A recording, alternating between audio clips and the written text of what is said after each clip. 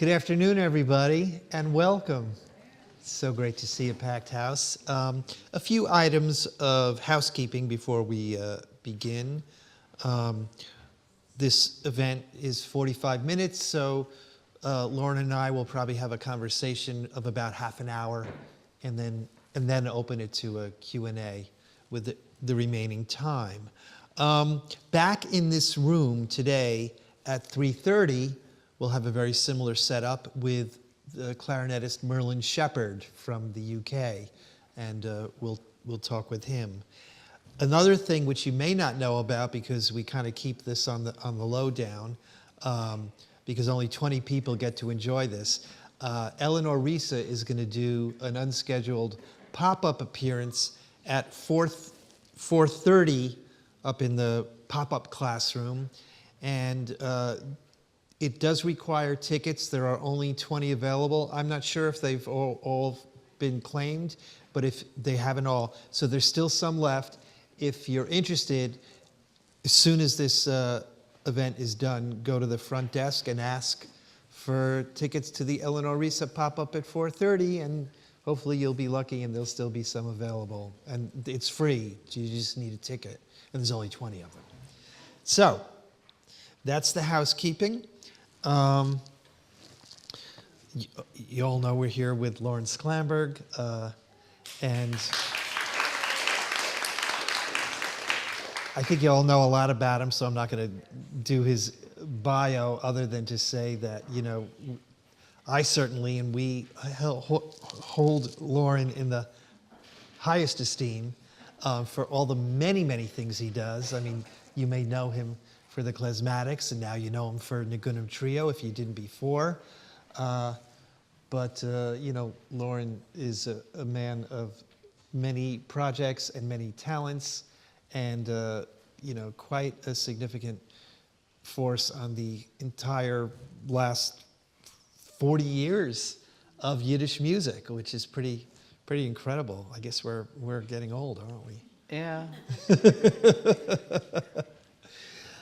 So, Lorin, you know, one thing we've talked a lot over the years, both in this situation and also just casually, and one thing I can't remember you and I ever talking about is your voice, which when you think about Lorin Sklamberg, what do you think about? His voice, because it's just so distinctive, so unique, and so, like, where does that come from? Yeah. And so, where did that come from? Well, my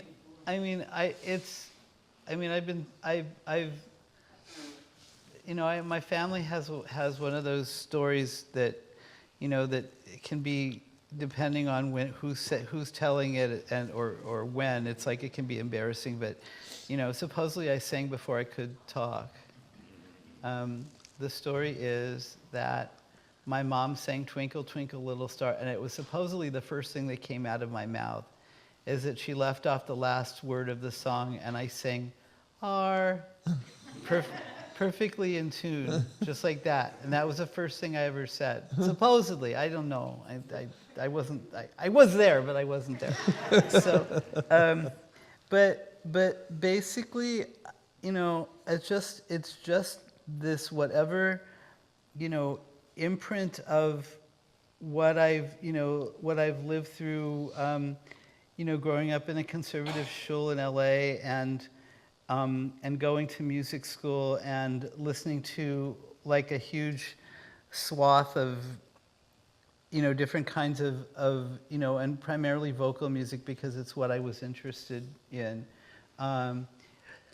But the funny thing is that trying to get sort of, you know, figure out what it was that I was going to do with this, and going to, I wouldn't say suffering exactly, but going to two colleges where no one really knew what to do with me, and you know, I suffered some pretty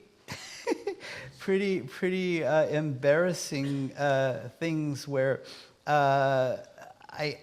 I had to do an audition for the music school at USC, and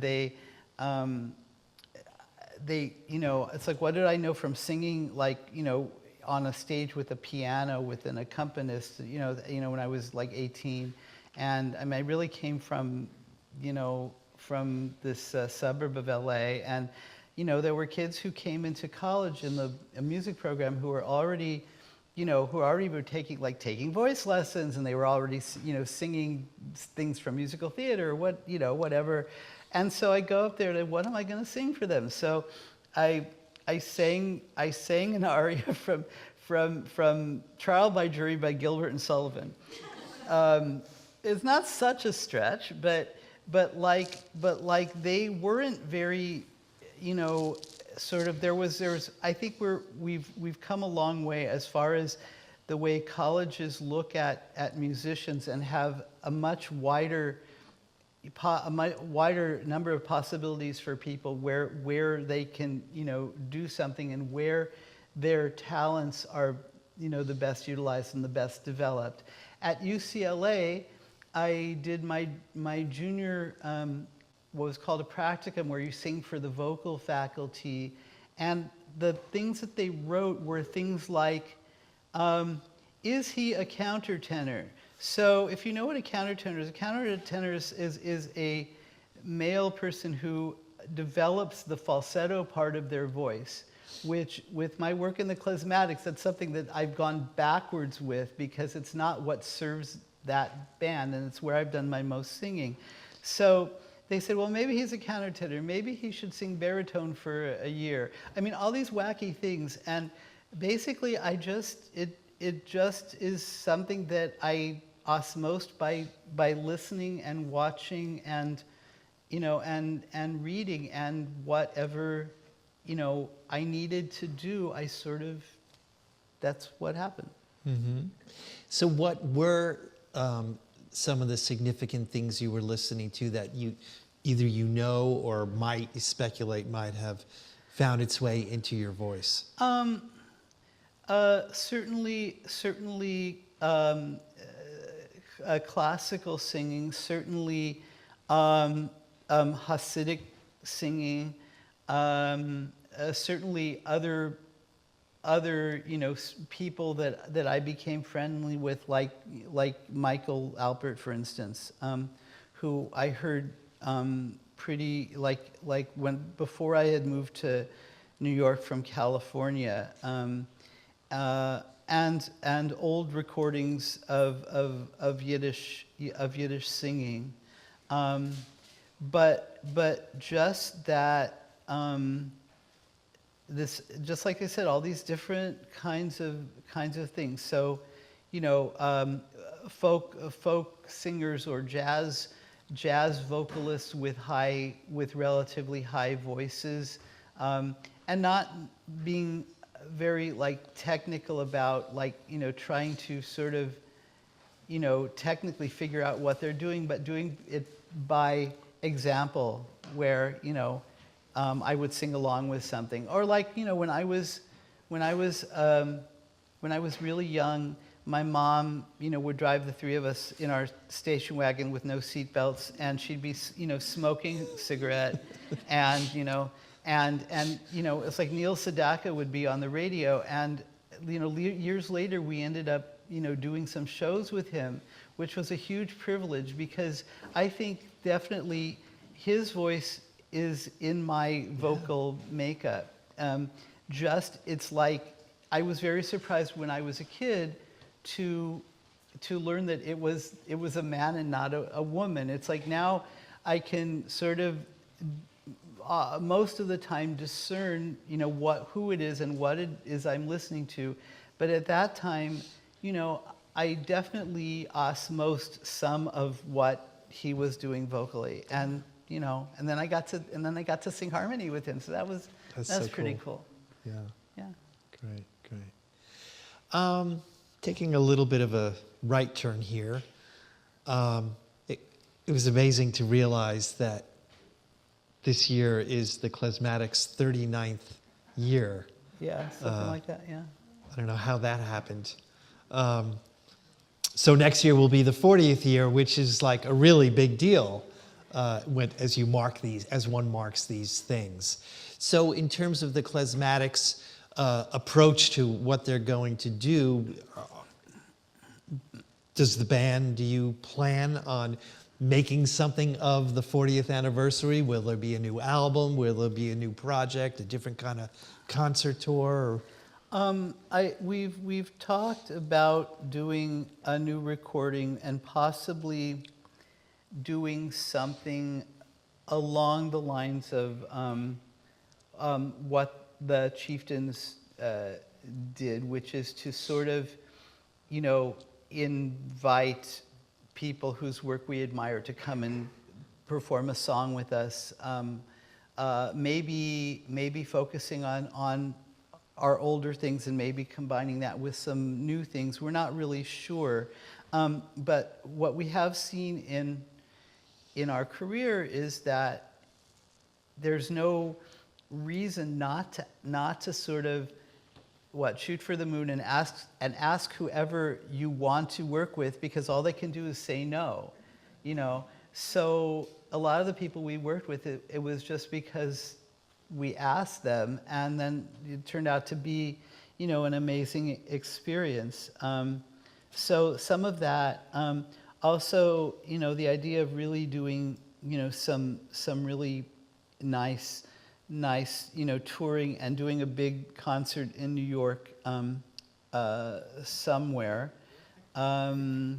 It's very difficult now for all of us who are in this little, Yiddish Weltele to get work, because it seems that there is, our experience is that people in the general world at large aren't really particularly interested in Yiddish stuff. And everybody is having this experience. It's not just like us, because, they also have a terminology for this, is that we would be fit under the category of heritage band, which doesn't make me too happy, because it's we still are creating, and we still, I think, do things differently every time we perform. So it's not as if we're on some sort of automatic pilot. And but I think we'd like to be working more, and we'd like to really, be celebrating, our accomplishments and what we've done. And and I don't think there's any plan to, to retire at this point. Great news. So yeah. Well, happy about that. Great. Well, taking another turn, I'm fascinated by I don't know very much about it, but one of your, if not the most recent projects of yours, which I'm holding in my hand, the CD version of it, is the Helsinki Yiddish Cabaret, which comes as kind of a surprise to me. And I don't know about you guys, but what does Helsinki have to do with Yiddish? Funny you should ask. So I want to show you this documentary, which will explain a lot of what this is about. But there was a small enclave of Yiddish-speaking Jews who had a community in Helsinki that was established in the 19th century when Jewish members of the Tsar's army, rather than go back to Russia, they decided to stay in Helsinki. I guess because the people do that. They think it's going to be better. And so it centers around this one gentleman, Jack Weinstein, who was born in Helsinki, but whose family were Yiddish speakers, and he was born into this community. And it was the main thing that he is remembered for is having written lyrics for all of these community concerts and cabarets and operettas and such. And a friend who is a Yiddish academic, Simo Muir, discovered a box of his lyrics in an office that was being cleared out, and they said, maybe you want to come and take a look at this. And it turned out that it was this treasure trove of undiscovered material. And it goes, you know, sort of hand in hand with all of the incredible discoveries we've been making in the last few years with materials in Kiev at the Vernadsky Library, with YIVO's Yiddish Folk Song Project from the 1970s, which has finally been transferred to digital files, and it's available online, you know, to the Ruth Rubin materials, and all these little, you know, pockets of great resources that, you know, that us as, you know, kind of, you know, the elder statespeople of this, you know, this cultural world, you know, can not only use ourselves, but also direct, you know, other people to explore. So yeah. Cool. So that's it. Yeah. Can we see the doc? Sure. All right. Let's take a look.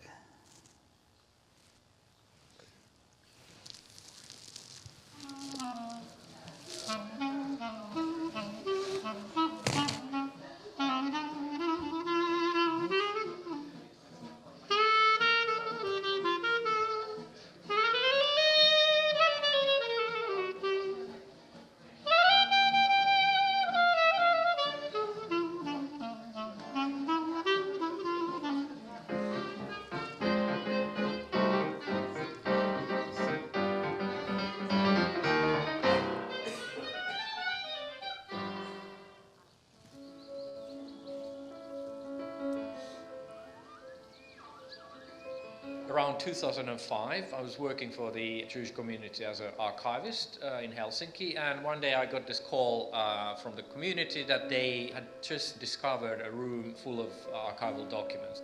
And when I started to do the inventory, I found like a big dusty pile of these cabaret songs and many Yiddish plays. Joosef, muistatko kun kuljin maan halki etelästä pohjoiseen? One of the things that struck me about this collection was the number of years over which these songs were created, which I think spanned from the 1920s to around 1960.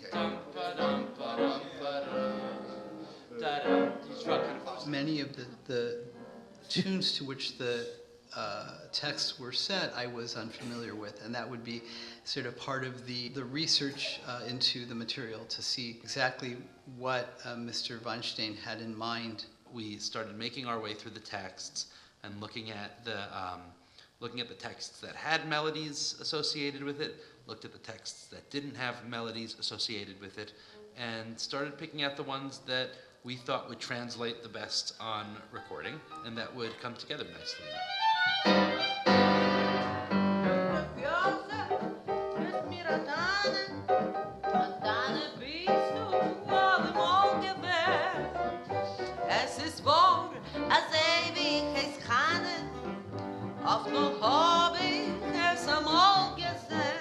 Well, first thought was when Lorin calls me for anything, I say yes before I before I look at what it is, because I know it's going to be good. Sag mir, wer sie ist gewesen, sag, was hat da geschehen, Josef lang schon, hab ich dich erkannt. Yiddish Cabaret has a special place in European culture just in general, because it's very specific sense of humor and multiple musical styles, and then to find out that it's specific to this smaller community that is not that well known in the world, already that was a selling point for me.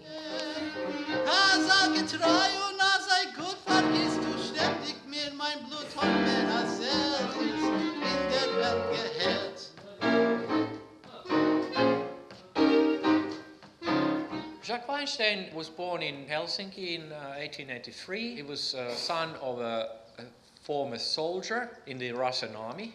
Finland was then part of the Russian Empire, and Jews came to Finland as soldiers. Deep down, he was a serious character, but he was a great joker. He was a sort of a classical Jewish intellectual person, and his great passion was, of course, writing.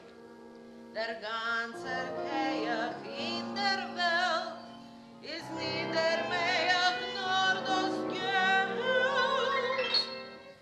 Ay, ay, ay, ay. The songs are satire about the life in the Helsinki Jewish community. Geld weiß was nicht mehr, weil wir seien Millionär, weil wir seien Millionär. There are a lot of songs about merchants who were selling ready-made clothes. There's one song from the wartime, which is very unique because Finland was kind of de facto allied with Nazi Germany, so that made Finnish Jews brothers in arms with the Nazis. Some of his plays and writings were rather critical because the community, particularly before World War II, was rather isolated, and part of his purpose was to open up the windows a little bit.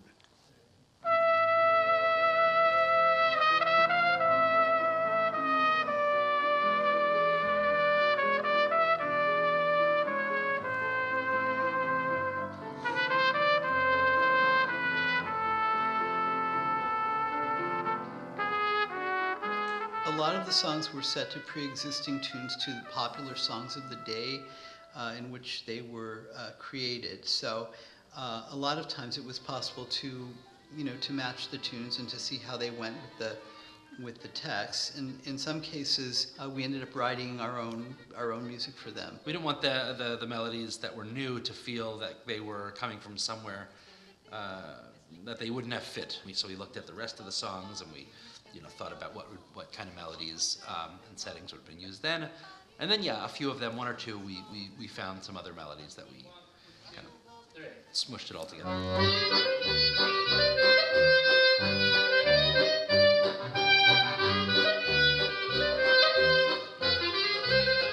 Lorin and Michael both understand the Yiddish side of it and the humorous side of it. So they really underline what this is, what these songs are, what these stories are, in the most gentle and thoughtful way. Welcome to the Sibelius Lounge. We're here with Rob Zimmer tonight. We hope you all had a wonderful time. Okay, enough jokes, Lorin. I like the song that I wrote the music for about Die Dragonen, because I was like my opportunity to play Arthur Sullivan. This one right over here, the one about the football field. I really like this one. Mostly I really liked the melody, and I thought that it was an ironically sad song. And of course, knowing that we have the use of the theremin to make it even that much sadder and weepy.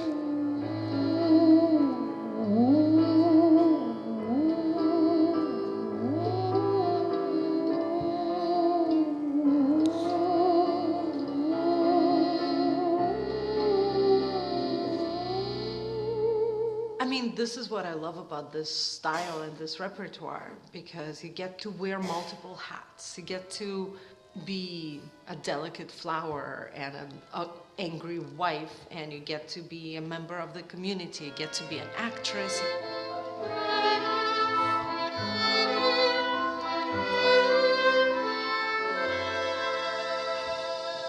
So to me, what's the most interesting about this project is not this one particular song that I fell in love with or this melody, but rather the overarching story of it all.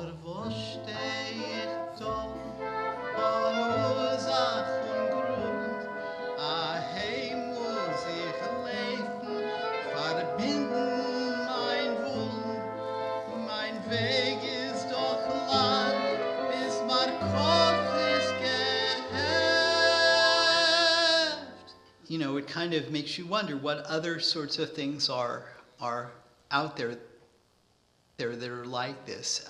And the fact that we have this kind of picture of a Helsinki Yiddish-speaking community is really unique and special. And I'm very happy to be a part of this project.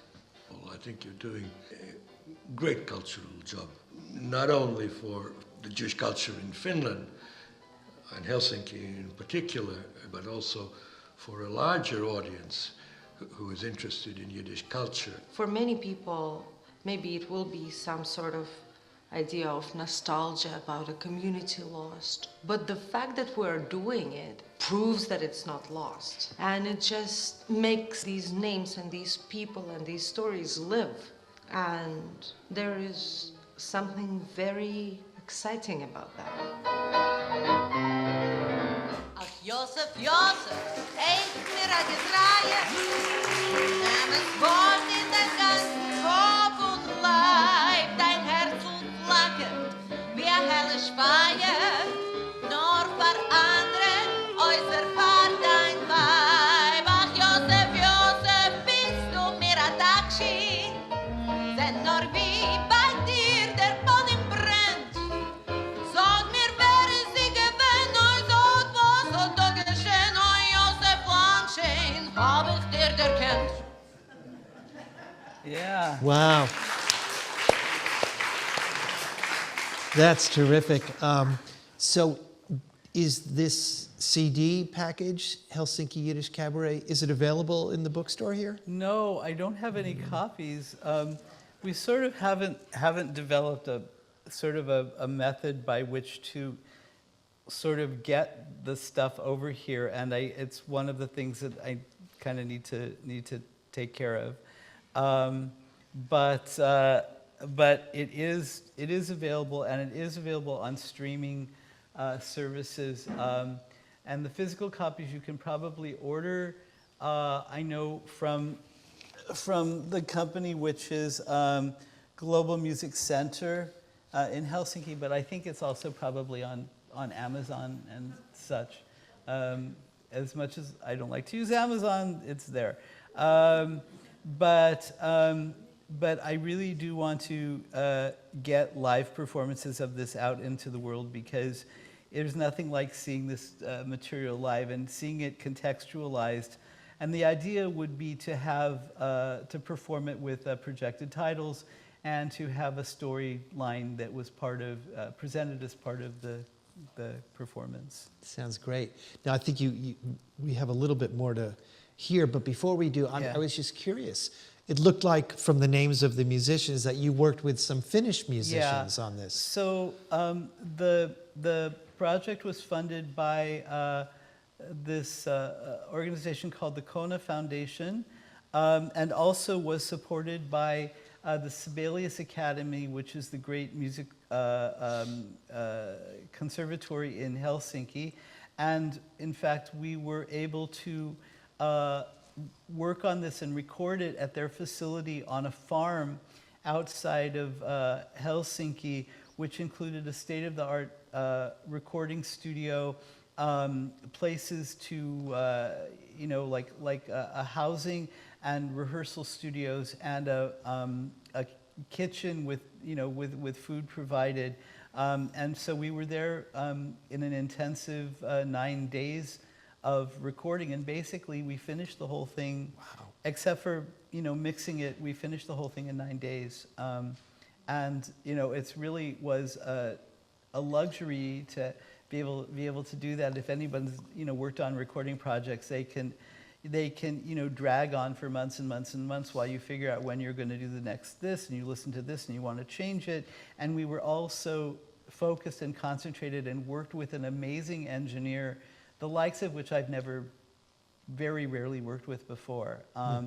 So it, but one of the other stipulations of the funding was that we use Finnish musicians. So besides me, Michael Winograd, Sasha Luria, who's here, and Rob Schwimmer, who's also here, we worked with several people who were associated with the Sibelius Academy, a couple of whom are quite extraordinary in their accomplishments, particularly the bassist.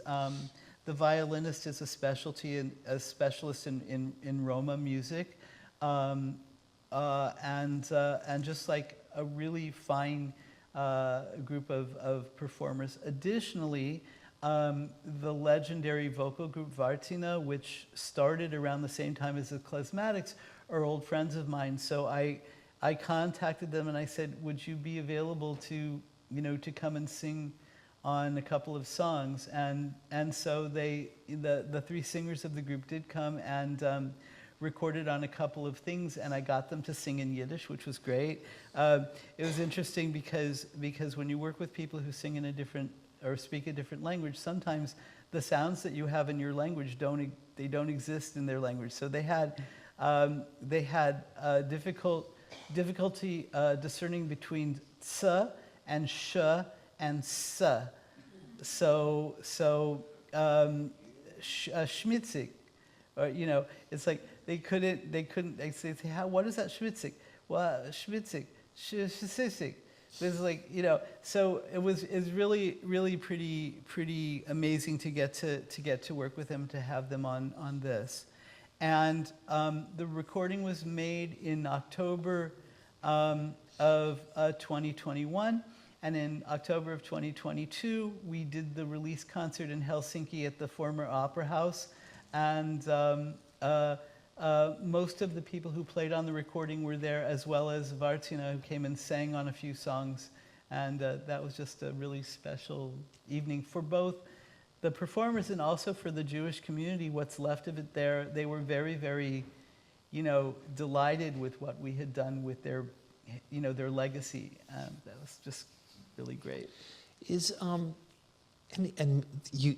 question may be answered by what you're going to play, but I'm just curious, is any of the music have Finnish touches to it or sounds to it? Yeah, so like you heard in the film, some of the songs we weren't able to find the original music because it referred to a title of a song and we just couldn't find it. So in one case, and this is a song that involved Vartina, I found this Finnish polka that it had this weird life as like a TikTok sensation fairly recently, which I didn't know. And so I said, well, why don't we use this? And I put it on one of the tunes. And it's one of my favorite things because it also involves them, and also because people who know this song will recognize the tune. Cool. So yeah. Yeah. So you have something else you want to play for us? I because think I'll play that. Then we want to go to questions. Okay. So this is called Yiddish Quartet, and here we go.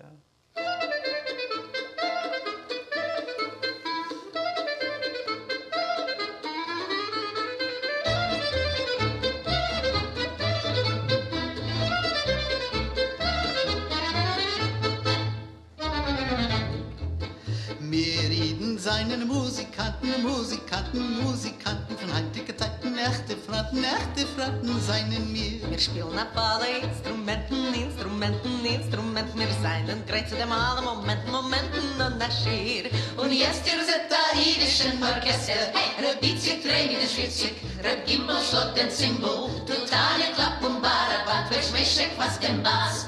Rebizig, Tränen, Schwitzig, Regimbel, Schlott, den Zimbel, Tutane, Klapp und Barabat, Verschmischek, was den Bass.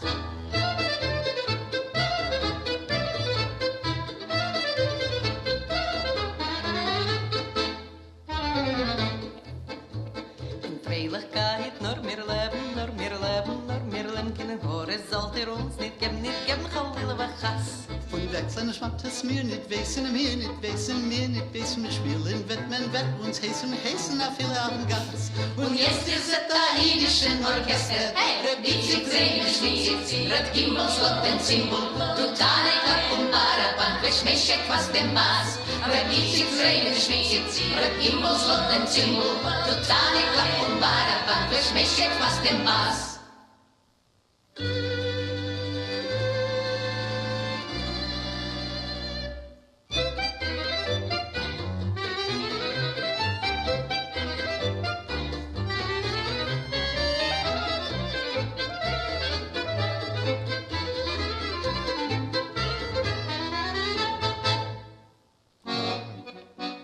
yeah. So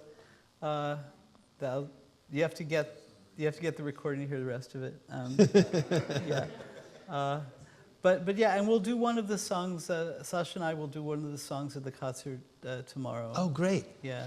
With the Yidstock All-Stars concert at 7 o'clock on Sunday night, which actually I think is sold out. But hopefully you're the ones who bought all the tickets.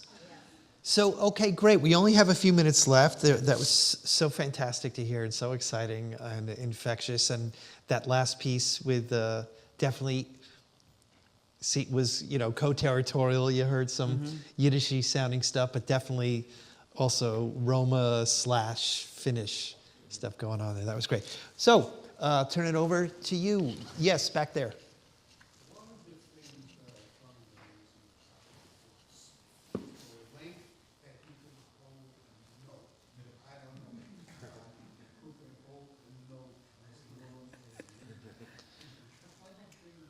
The comment was, how do you hold a note as long as you do?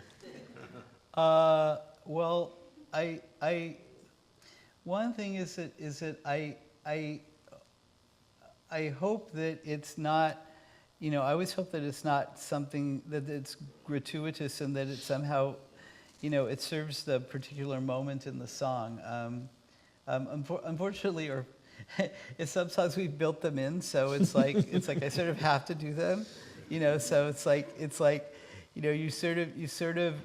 of tests you as a singer who's getting older and older, and the things that you have to think about, to do that. But part of that is that you really want to, and second of all, it's like how it feels when it's there, and when you've taken in enough air, and when when it feels right.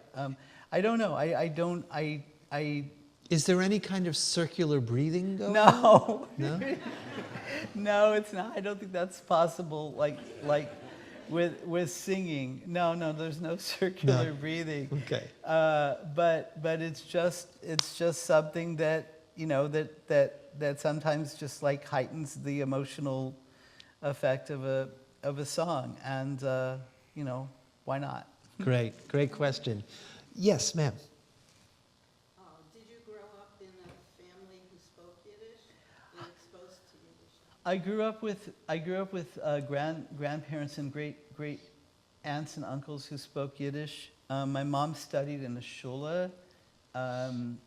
as a kid and as a teenager, and the synagogue I went to, which was a conservative synagogue, I heard a lot of Yiddish, but also a lot of in services, I would hear a lot of the kind of accent and sort of inflection that from the congregants, most of whom had come to the States. The older ones had come to the States pre-World War I. So I was hearing this very, very kind of old school, a delivery of traditional, prayer. So that's what I heard growing up. And a smattering of like Martha Schlama and Bekel and not too much in the way of recordings of people singing Yiddish. I did play instrumental klezmer, what we call klezmer music, as a teenager, but that didn't include songs. It was just instrumental stuff.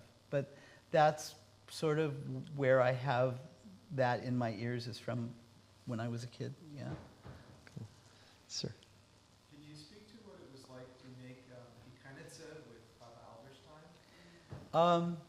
So the well, which that song was the well, the album that we did with her, was the result With Chava Alberstein, in case you didn't hear.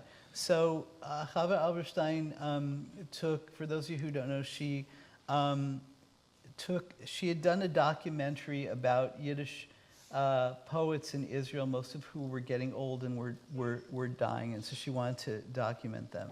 So before that, we had been put together with Chava because we were playing at this festival in Berlin, and of Jewish Culture Festival, and every year they had a different theme. And so we had played there for several years, and they had said, well, this year we're going to do Israel. So again, they said, don't worry about, you know, something that you don't think is realistic. Who would you like to work with? So at the time, we made a list, and I was pretty much the most familiar with Israeli culture and Israeli popular singers and such. And the head of our list was Yehuda Poliker, who had done this incredible project called Efes Ve'avak, Smoke and Ashes, where he had distilled his and his partner's parents' experiences during the war into this song cycle. And I thought, well, that would be an interesting juxtaposition of, you know, because he was from, his family was from Salonika, so they were Greek Jews. So I thought that would be really interesting. But then what happened was that several weeks before we were supposed to get together with him and rehearse, he canceled. I don't know why. But then they said, okay, so who else would you like to work with? And so I said, okay, well, I guess Chava Alberstein.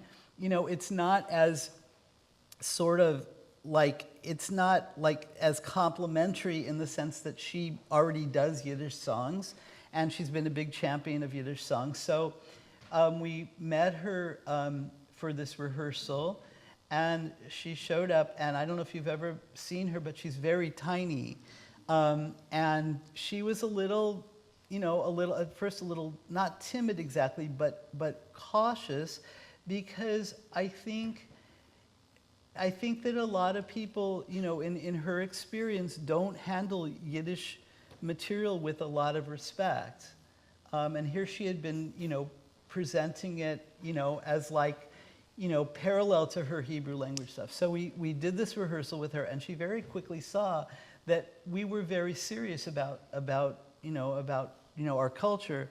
So from that, we did some concerts with her where we were doing her old repertoire, and then she came to us with this project, with The Well, and you know, and who would say no? I mean, she sent us this cassette with all these songs, and it was just like, you know, wow, new Yiddish songs sung by someone who has, you know, just a certain way with them, and has a following, and you know, this sort of, you know, affection, and understands what it is that we do. And so we created this thing together. That's the story. That's beautiful. Lorin, your schedule immediately following this event, are you getting back to like rehearsal? Okay. Yeah. So our time is up, and thank you all so much for being here. Lorin, it's just always amazing to have you here and to have insights into your creative process and to what you're working on. And I'm sure we'll be seeing you again soon, and obviously we'll be seeing you over the weekend here. So thank you all for being here. Please. Lorin does need to get back to rehearsal and or grab some lunch, so please allow him to exit without buttonholing him. He's a busy guy. So thanks, y'all. Thank you.